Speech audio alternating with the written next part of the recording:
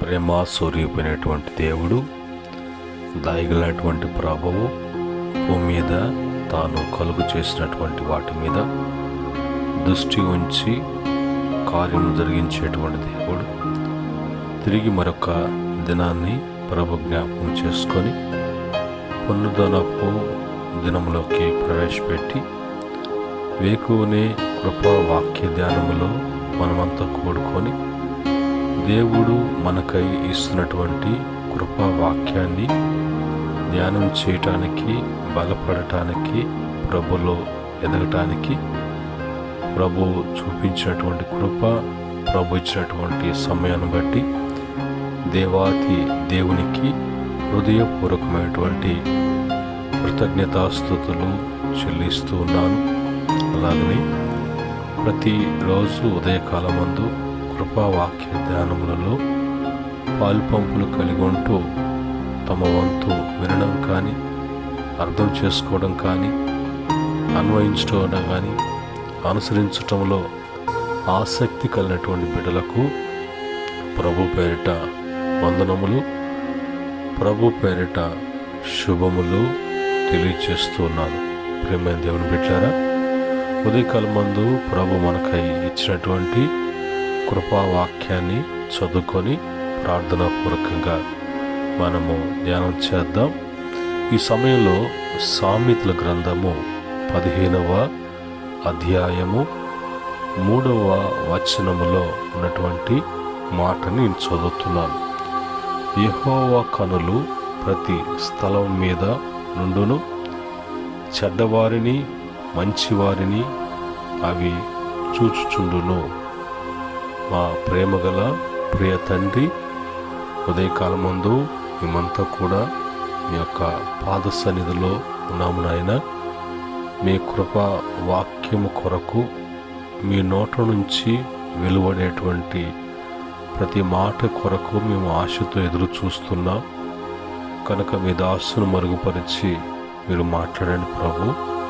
బిడ్డలకు మేలు కలుగునట్లుగా, బిడ్డలకు దీవెనకరంగా ఉండునట్లుగా, బిడ్డలకు అన్ని విషయాల్లో వర్ధిల్లటానికి కృపదయ చేయమని యేసుక్రీస్తు నామములో అడిగి వేడుకుంటున్నాము తండ్రి, ఆమేన్. ప్రియమైన దేవుని బిడ్డలారా, ఈ సమయంలో దేవుడు ఆయన సమస్తమును కూడా కలుగు చేసినటువంటి దేవుడు. ఆయన భూమి మీద కలుగు చేసినటువంటి సృష్టి యావత్తు మీద కూడా ఆయన కనుదృష్టి ఉన్నది. ఆయన కంటికి మరుగైనటువంటిది ఏది కూడా లేదు. మానవుడు అనుకుంటాడంట తాను చేసేటువంటి పనులు మరి దేవుని కనిపించకుండా చీకటిలో వాళ్ళ యొక్క రహస్య కార్యాలు జరిగించడానికి వాళ్ళు ఒకవేళ దేవుని సన్నిధికి వస్తే మనుషుల యొక్క విధులను బట్టి నోటితో వాళ్ళు ఒప్పుకుంటారు, కానీ హృదయము వారికి దేవునికి దూరంగా ఉంచి బ్రతకాలి అని ఇష్టపడతారంట. అలాంటి వారికి శ్రమలు తప్పవని దేవుడు మరి ఆయన సియోనులో ఆయన సింహాసనం మీద కూర్చొని చూస్తున్నప్పుడు పాతాళ అగాధం మొత్తం కూడా ఆయన కనిపిస్తుంది. అలాంటిది నరుని యొక్క హృదయంలో విషయాలు ఆయనకు తెలియకుండా ఉంటాయా? ప్రతిదీ ఆయన చూస్తున్నాడు. ప్రతి ఒక్కరి మనిషి యొక్క మార్గాలను చూస్తున్నాడు, వాళ్ళ యొక్క ప్రవర్తన చూస్తున్నాడు. వారి వారి క్రియలు తగినట్టుగా పరిశీలించి పరిశోధించి వారికి ప్రతిఫలం ఇచ్చేటటువంటి దేవుడిగా ఉన్నాడు. ఆ క్రమంలో ఆయనకు మరుగైనది భూమి మీద ఏది కూడా లేదు అనేది గ్రహించాలి. కొన్ని సందర్భాలలో ప్రభు చూడనట్టుగా, ప్రభుకు కనిపించినట్లుగా కొన్ని విషయాలలో మరి రహస్యంగా జరిగించడానికి ఆ సీక్రెట్ మెయింటైన్ చేస్తూ ఉంటారు. అవి కూడా మనిషి యొక్క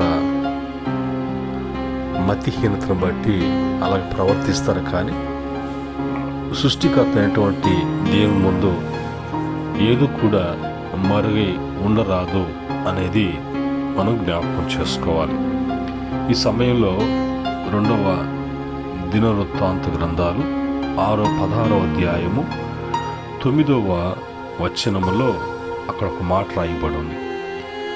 తన ఎడల యథార్థ హృదయులు గల వారిని బలపరచుటకై యెహోవా కనుదృష్టి భూలోకమంతటా సంచారము చేయుచున్నది. ఈ విషయమందు నీవు మతి తప్పి ప్రవర్తించితివి కనుక ఇది మొదలుకొని నీకు యుద్ధములే కలుగును. ఇక్కడ మరి ఆస అనేటువంటి రాజును గురించి ప్రభు మాట్లాడుతున్నాడు. ఆయన ప్రభు యొక్క కనులు భూ సంచారం చేస్తూ ఉన్నాయి. యథార్థ హృదయం కలిగినటువంటి వారిని బలపరచడానికి ఆయన కనుదృష్టి లోకమంతా కూడా సంచారం చేస్తున్నప్పుడు ఆ సంచారంలో మరి ఆస అనేటువంటి రాజు మతి తప్పినటువంటి వాడుగా తన ప్రవర్తన దేవుని ఎదుట, దేవుని యొక్క కనుదృష్టి ఎదుట సరిలేదు. కాబట్టి ఆ మతి తప్పి ప్రవర్తించిన దానికి అతను ప్రతిఫలముగా అతని జీవితంలో నెమ్మదిగా సుఖముగా అతను సంరక్షణలో ఉండాల్సినటువంటి ఆ యొక్క రాజు పరిపాలన అంతా కూడా ఇంకా యుద్ధములే కలుగుతాయి. యుద్ధములు కలగటానికి మరి శత్రుత్వం అనేది ఎక్కువగా అయినప్పుడు నలుమూలల ఆ శత్రువులు బయలుదేరినప్పుడు ఎప్పుడు కూడా యుద్ధములు చేస్తూ ఆ యొక్క నెమ్మది లేకుండా, మనశ్శాంతి లేకుండా, భయముతో, ఆందోళనలతో మరి జీవించాల్సినటువంటి జీవితము నువ్వు జీవిస్తావు అన్నట్టుగా ప్రభు చెప్పేటువంటి మాట. మన జీవితాల్లో కూడా మరి వాక్యానుసారంగా ప్రభు చెప్పినట్లుగా మనము నడుచుకుంటూ ఉన్నప్పుడు ప్రభు మన యొక్క మతిని బట్టి ప్రభు ఆయన కార్యాలు చేయటానికి, మనకు మంచి జరిగించటానికి తగిన ప్రతిఫలమును మనము దేవుని యొద్ద నుంచి పొందుకోవటానికి అలాగ ఇచ్చి ప్రభు మనకు తృప్తిపరచాలని ఇష్టపడతారు. మనిషి గుడ్డివాడై నోటితో మరి ఏదేదో మరి పలుకుతూ ఒకవేళ దేవునికి అతను చెప్పుకుంటూ ఉన్నప్పుడు దేవుడు చూడలేడులే అన్నట్టుగా దేవునికి కళ్ళు లేనట్టుగా, ఆయన కంటి చూపు లేనట్టుగా, చూడనటువంటి దేవుడిగా ఆయన గ్రహించేటువంటి మానవుని యొక్క మతిహీనత, లేదంటే మానవుడు ఆ విధంగా తాను గుడ్డోడుగా చేసుకుంటూ తను గుడ్డోడుగా ఇతరులను కూడా తనతో భావించుకున్నటువంటి భావనతో జీవించాలనుకుంటాడు. కానీ తద్వారా ఆయన చూపు చూస్తున్నది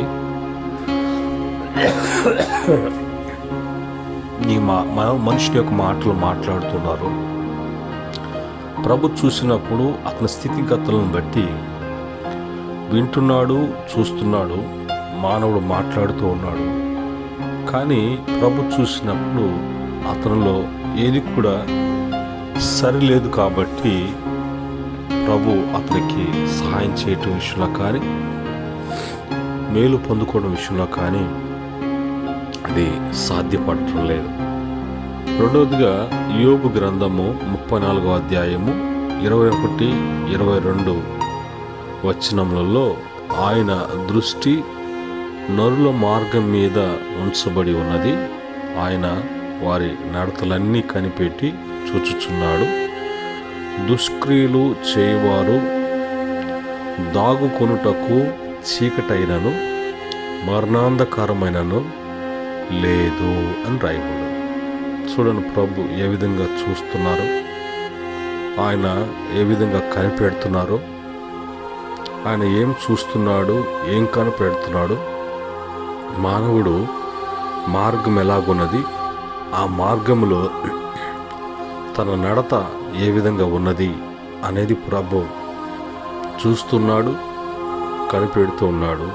అయితే మానవుల్లో వాళ్ళ యొక్క క్రియలు దుష్క్రియలుగా వాళ్ళు చేస్తున్నటువంటి వారుగా ఇప్పుడు వారి జీవితంలో దాగుకొనుటకు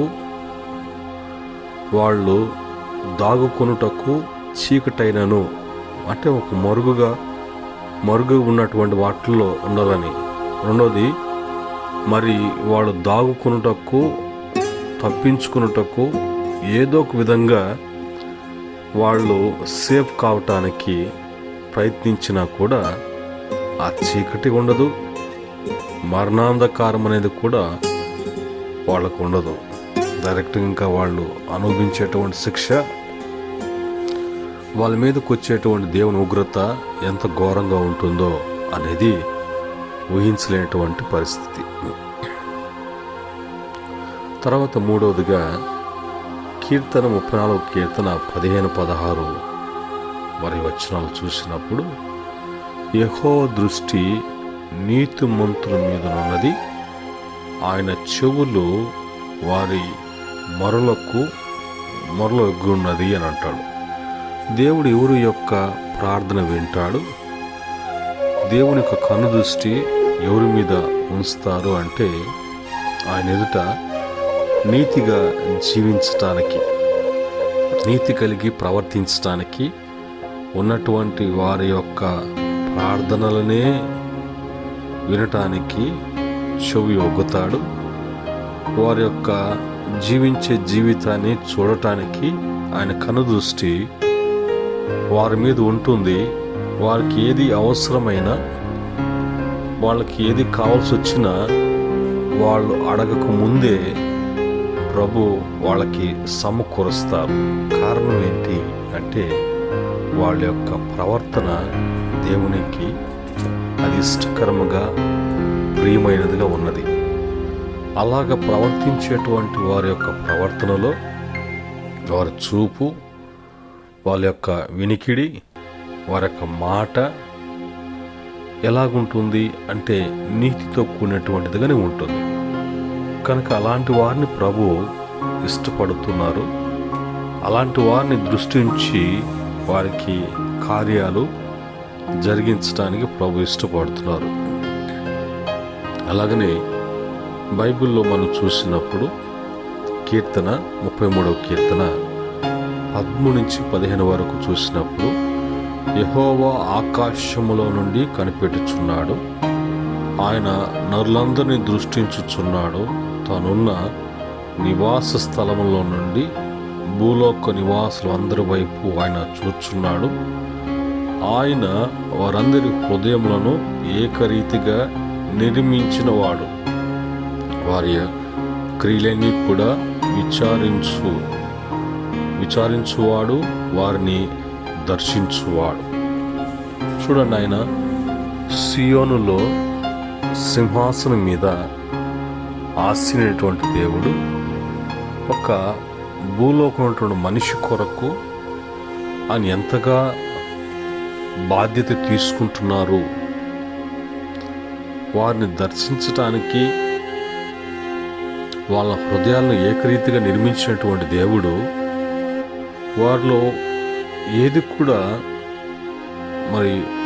తొట్టెళ్ల పాటు అనేది లేకుండా వారిని అన్నిటి కూడా ప్రభు మంచి కోరుకుంటున్నారు. మన విషయంలో మనిషి ప్రవర్తన సరిలేనప్పుడు కీర్తన 62వ కీర్తన 12వ చరణం, సామెతలు 5వ అధ్యాయం 21వ వచనం, ఇరిమియా 23-24, 2 కొరింథీ పత్రిక 5:10 ప్రకారంగా మనుషుల యొక్క ప్రవర్తన బట్టి, వాళ్ళ క్రియలను బట్టి ప్రభు మరి ప్రతిఫలం ఇవ్వటానికి, కృప చూపించటానికి ప్రభు ఇష్టపడుతున్నారు. కానీ ఈరోజు మన ప్రవర్తన సరిలేనప్పుడు, మన మార్గాలు సరిలేనప్పుడు, జీవించే జీవితం సరికానప్పుడు ఆయన వారి జీవితంలో కార్యం చేయటం అనేది, ప్రతిఫలము అనేది పొందుకోవటం అనేది కష్టతరం.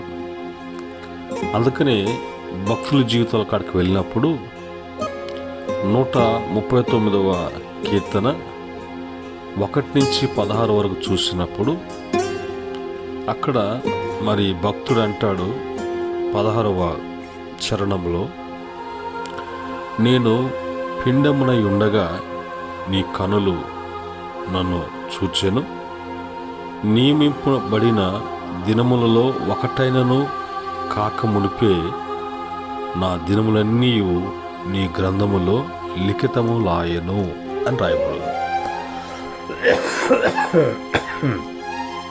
చూడండి, ప్రభు ఇర్మియా భక్తుడితో కూడా అంటాడు, తల్లి గర్భములో నిన్ను రూపించక ముందే నిన్ను నేను ఏర్పాటు చేసుకున్నాను, ప్రతిష్ఠించుకున్నాను అంటాడు. ప్రభు చూపు మన మీద ఎక్కడి నుంచి ఉన్నది? తల్లి గర్భములో రూపించబడక ముందే, రూపించిన తర్వాత పిండమునైన కాడి నుంచి తిరిగి మరి మృతి చెందేంత వరకు ఆయన బాధ్యతగా ప్రతి కలుగు చేసినటువంటి ప్రతి వారి విషయంలో దృష్టి ఉంచేటువంటి దేవుడిగా, వాళ్ళ యొక్క అవసరతలను తీర్చేటువంటి దేవుడిగా ఉన్నాడు. ఆ క్రమంలో బైబిల్లో హాగరు అనేటువంటి ఆమె ఉంది. ఆదికాండము 16వ అధ్యాయము మరి 13వ వచనం. ఆ అధ్యాయం చదివినప్పుడు ఈ హాగరు అనేటువంటి ఆమె అబ్రహాముకు సంతానం లేని కారణాన్ని బట్టి, శారా యొక్క ప్రోత్సాహమును బట్టి మరి హాగరును ఐగుప్తు నుంచి పనిపిల్లగా తీసుకుని వచ్చినటువంటి ఆమెను, ఆమెతో పోయి సంతానము అనేది మరి కలిగి ఉండటం మంచిది కాదా అన్నప్పుడు అబ్రహాము శారా మాటను బట్టి ఆమెతో పోయినప్పుడు ఆమె గర్భవతి అవ్వడం, ఆ గర్భవతి అయినటువంటి ఆమె ఎప్పుడైతే గర్భవతి అయ్యానో అని తెలిసిందో తన యజమానురాలను హీనంగా చూడడం, తన చూపులో, మాటలో, ప్రవర్తనలో అన్నిట్లో కూడా తేడా కలగటం, అది శారాకు, అబ్రహాము యొక్క భార్య శారాకు ఎంతో వ్యాధులు పుట్టించినప్పుడు, దాని విషయంలో మరి దేవుని యొక్క సన్నిధిలో అబ్రహాముతో మాట్లాడినప్పుడు అబ్రహాము మరి శారా విషయంలో దేవుని యొక్క నిర్ణయం ప్రకారంగా ఆమె కలిగినటువంటి సంతానాన్ని వెలివేసినప్పుడు ఆమె కన్నీళ్ళు కార్చుకుంటూ వెళ్ళడం బిడ్డను తీసుకొని. కానీ ఆమె విషయంలో, బిడ్డ విషయంలో కూడా అబ్రహాము, నీతిమంతుడైనటువంటి అబ్రహాము ప్రార్థన చేయటం అనేది, వారి విషయంలో కూడా అబ్రహామును బట్టి రాజుల వంశాలు ఉంటాయని ప్రభు ప్రమాణం చేయటం, మొత్తానికి హాగరు యొక్క ప్రవర్తన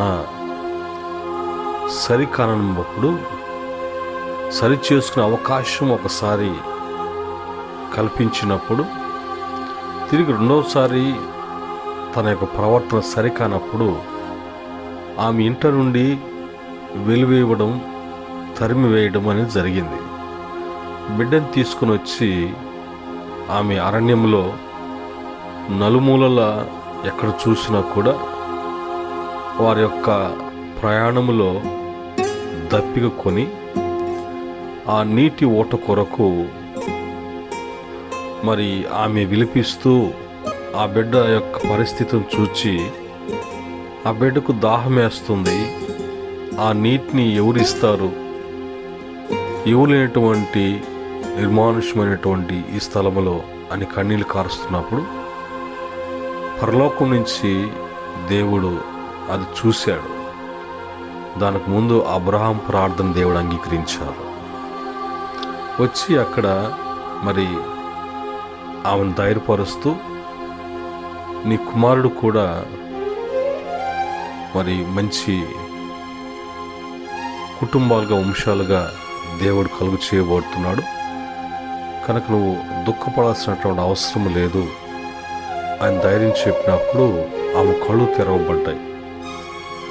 ఆమె యొక్క ఆ స్థితి కలగటానికి కారణం ఏందో ఆమె గ్రహించింది. ఆ పశ్చాత్తాపంలో ఆమె దేని కొరకైతే వెతుకులాడుతున్నదో ఆ నీటిని ఆమె చూడడం, తమ దాహాన్ని తీర్చుకొని సేద తీర్చుకొని ఆదరణ పొంది దేవుని మాటల చేత అక్కడ ఆమె ఇచ్చేటువంటి సాక్ష్యం ఏంటంటే, నేను ఈ స్థితిలో ఉన్నప్పుడు ఎవరు చూడలేదు, ఎవరు పట్టించుకోలేదు. నేను అబ్రహాం దగ్గర ఉన్నప్పుడు కూడా ఎవరు కూడా నాకు సరి చేసుకోవటానికి నాకు బుద్ధి చెప్పేటువంటి వారు ఎవరు కూడా కనిపించలేదు. అయితే ఈరోజు దేవుడే నన్ను చూశాడు, నా బాధను చూశాడు, నా ప్రవర్తన చూశాడు. నా ప్రవర్తనని సరి చేసుకొని దేవుని ఎదుట నేను సరైనటువంటి ప్రవర్తన కలిగి జీవించడానికి ప్రభు నా మనోనేత్రం తెరిపించాడు. కనుక నా బాధను ఎవరు చూడలేదు, నా బాధను చూసింది దేవుడు ఒక్కడే. తిరిగి నాకంటూ ఒక జీవితాన్ని, నాకంటూ ఒక కుటుంబాన్ని, నాకంటూ ఒక వంశాన్ని ప్రభు కలుగు చేశాడు. కనుక ఆయన ఎవరంటే చూచుచున్న దేవుడు అని దేవునికి ఆమె ఆ యొక్క నామాన్ని మరి ఆమె పెడుతుంది. కనుక ఈ మాటలను బట్టి ప్రియమైన దేవుని బిడ్డలారా, అనేక సందర్భాల్లో నిరుత్సాహపడుతూ ఉంటాం. మమ్మల్ని ఎవరు చూడట్లేదు, పట్టించుకోవట్లేదు, మాకున్నటువంటి బాధలు, కష్టాలు వగేరా వగేరా అనుకుంటారు. కానీ నిన్ను సృజించినటువంటి దేవుడు ఆయన తల్లి గర్భంలో పుట్టకముందే నువ్వు పిండమై నువ్వు రూపించబడి నువ్వు పూర్తి చేయబడి బయటికి రాకముందే, పిండముగా ఉన్నప్పుడు ఒక దినము కూడా గడవక ముందే నిన్ను గూర్చినటువంటి ప్రతిదీ కూడా ఆయన తన గ్రంథములో లిఖితము చేశాడని, దేవుడు అన్యాయస్తుడు కాదని, ఇప్పుడు కూడా ఆయన అన్యాయం చేసే దేవుడు కాదని ఇప్పుడు నేను చూస్తూ ఉన్నాడు. నీలో ఆ మార్పు కోరుకుంటూ ఉన్నాడు. నువ్వు ఏ బలహీనతలో ఉన్నావు, ఏ అపవిత్రతలో ఉన్నావు, ఇవన్నీ కూడా నీవు తెలుసుకోవాలని, అది సరికాదని, సరి చేసుకొని నువ్వు దేవుని వైపు తిరగాలని, నీ కఠినమైన హృదయంని ప్రభు తీసివేసి మాంసపు హృదయముగా ప్రభు నిన్ను అమర్చి నీవు ఆయనతో కలిసి సంతోషించడానికి, సంతోషముతో ఆనందముతో నీ దినమును వెలబుచ్చటానికి, ఈ లోకంలో ఉన్నంత వరకు కలిగేటువంటి సంతోషం, ఈ లోకాన్ని విడిచిపెట్టి ప్రభు దగ్గరికి వెళ్ళినప్పుడు మహా సంతోషం, ఆనందముతో జీవించే జీవితాన్ని యేసుక్రీస్తు ద్వారా పరమందునడు తండ్రి అట్టి భాగ్యాన్ని మనకు అనుగ్రహించారు. కనుక ప్రియమైన దేవుని బిడ్డలారా, ఈరోజు ఏది కూడా దేవునికి మరుగై ఉన్నది ఏది కూడా లేదని, దేవుని ఎదుట మనం ఉన్నామని, మనం మాట్లాడుతున్నా, చూస్తున్నా, వింటున్నా, ప్రవర్తిస్తున్నా, అవన్నీ కూడా దేవుని ఎదుట మనం చేస్తున్నామని, దేవుని ఎదుట మనము ఎలాగుండాలో, ఎలాగ ప్రవర్తించాలో, ఎలాంటి భయము భక్తి కలిగి ఉండాలో అది తెలుసుకొని ఆ విధంగా మనం ప్రవర్తిస్తున్నప్పుడు మన యొక్క ప్రవర్తన ఫలము, మన క్రియాఫలము ప్రభు ఇచ్చి తృప్తిపరిచేటువంటి దేవుడుగా ఉన్నాడు. అటు స్థితి ప్రతి బిడ్డకి, ప్రతి కుటుంబానికి ప్రభు అనుగ్రహించునుగాక. ఆమేన్. పరిశుద్ధుడా, మహోన్నతుడా, మేము స్తుతిస్తున్నాం నాయన. ఉదయకాలమందు మా స్థితి ఏంటో, మా పరిస్థితి ఏంటో మేము తెలుసుకోవటానికి సరిచేసుకునే అవకాశం కల్పించారు. ఈ మాటల ద్వారా ప్రతి బిడ్డ కూడా సరిచేసుకొని నీ కృప పొందుకొని వర్ధిల్లే కృప దయచేయమని ఈ దినం బిడ్డల మళ్ళీ తిరిగి పునరుద్ధారపు ఆరాధనలో పాల్గొని బిడ్డలతైనా ఆస్వాదించుకున్నట్లుగా కృప దయచేయమని యేసుక్రీస్తు నామములో అడిగి వేడుకుంటున్నాం తండ్రి. ఆమేన్. పరమందు తండ్రి ప్రేమ, కుమారుని కృప, పరిశుద్ధాత్మ యొక్క సహవాసం మరి కూడి ఉన్న బిడ్డలకును సకల పరిశుద్ధులకును ఆయన దాసులకును సదా తోడే నడిపించుగాక. ఆమేన్. దేవుడు మిమ్మల్ని మీ కుటుంబాలను దీవించి ఆస్వాదించి వర్ధిలింపచేయునుగాక. ఆమేన్.